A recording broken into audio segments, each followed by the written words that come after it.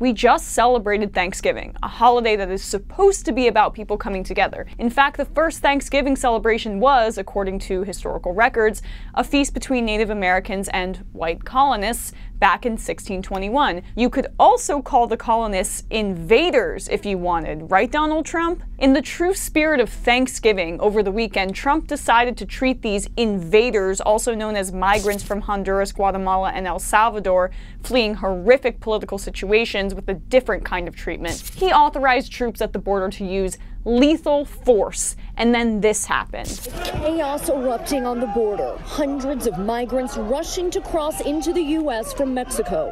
At one point, migrants retreating after reports of border agents throwing tear gas canisters. Agarramos para este lado de acá fueron cuando empezaron a tirar los gas y muchos niños desmayados, muchos niños chiquitos desmayados, mi hija también le cayó, mayoría de gente, mujeres embarazadas. Tear gas at the border against unarmed families, children seeking a better life, kids choking, screaming on Thanksgiving weekend. I'm just going to leave these images up here for a second, because this is the direct result of our government's actions.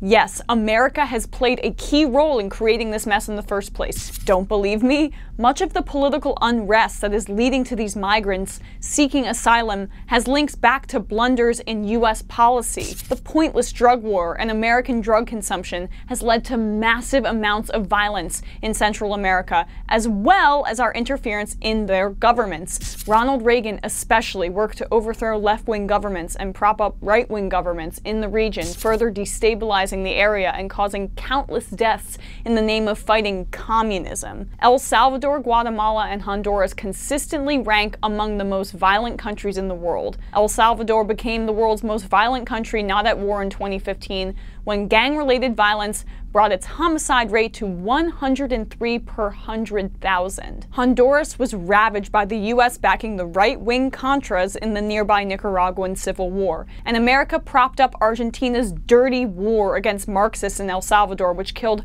thousands of civilians. In Guatemala, stop me if you've heard this before, Reagan supported another genocidal dictator who killed thousands of his own citizens. So MAGA people, I'm going to break this down for you really simply. Your conservative god, Ronald Reagan, both escalated the drug war and stuck his hand in nearly every Central American country in an arrogant effort to install the governments that he favored, arming dangerous people and setting the stage for genocide in many cases. This created an inhospitable, awful environment for the people living there, where they don't know if they or their loved ones are going to be murdered the next day. They are fleeing to America, seeking asylum, which is legal, because of that instability.